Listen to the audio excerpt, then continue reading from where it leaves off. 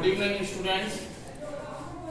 Now, previously in part 5, I have taught you about the superposition of charges. When so many charges are present, then they mutually interact with one another. And if you want to calculate the total force exerted by any charge, it will be the vector sum of all the forces exerted on that charge, which is completed.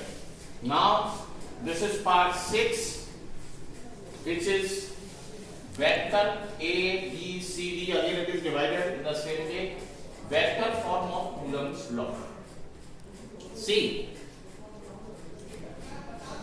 since the Coulomb's law deals with electrostatic force and forces in vector form, and when there is a system of charges, so all those charges they make the individual pairs and start interacting with each other. The force is mutual. Suppose two charges are there, they will interact one another. Q1 will apply force on Q2, Q2 will also apply. So let us see here. A and B are the 2 points which are situated in vacuum at a distance of r, and Q1 and Q2 are the 2 stable point charges which are placed at a distance of r in vacuum. Now, as soon as they are placed, Q1 will apply repelling force on Q2, which is F21. F21 means force on Q2 due to Q1. Similarly, at the same time, the Q2 will apply the repelling force F12 vector, which is F12 means force on Q1 due to Q2. These two forces, they are equal in magnitude. Their directions are opposite, but their values, magnitudes are equal. That is the reason why I have written here that magnitude of F12 vector and magnitude of F21 vector, that is same as Coulomb's force 1 upon 4 pi epsilon naught, this one, Q1, Q2 formula. Now, you have to apply the properties of vector, which I have told you that every vector quantity can be written as the product of the magnitude of that vector and unit vector in its direction. The same property you will apply here. F12 vector, it can be written as magnitude of F12 vector multiplied by R12 cap. Means this R12 cap is the unit vector in the direction of F12, which I have written here. Now, magnitude of F12 and F21, they are same as like this. You will substitute this value into R12 cap.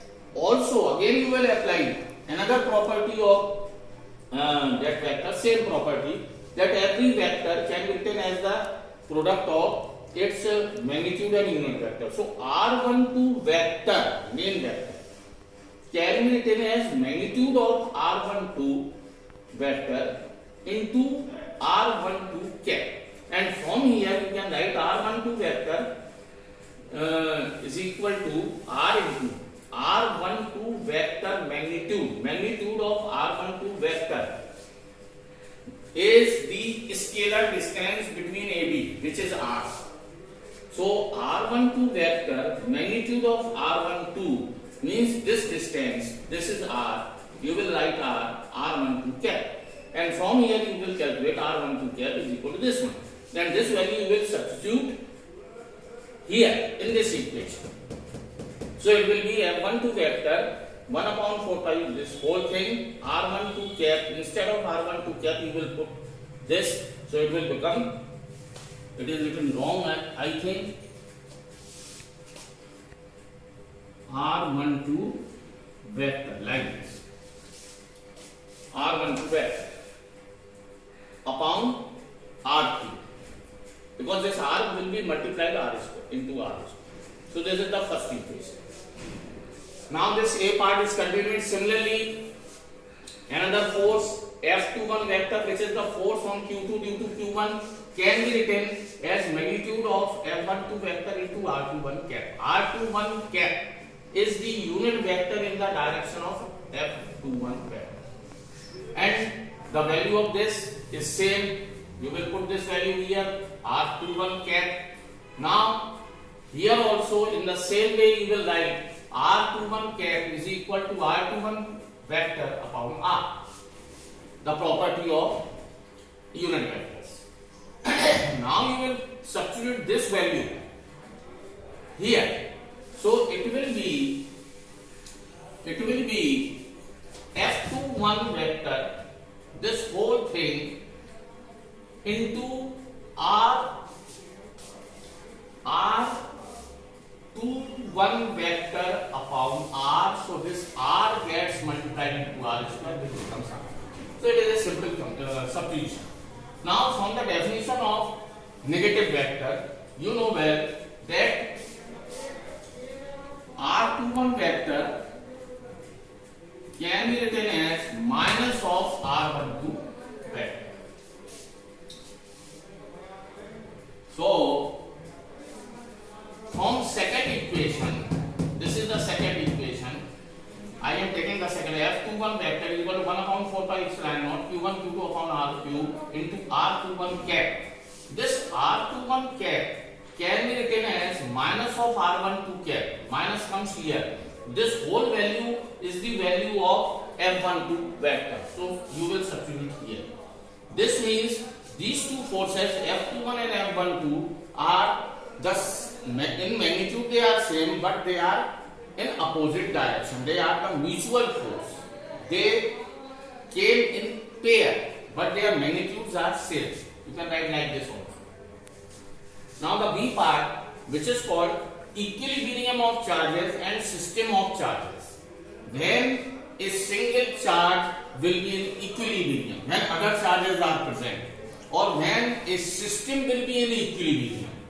So when there is a condition, when is charge, suppose there is a charge Q and there are several other charges Q1, Q2 and which are around itself, they will exert force on charge Q.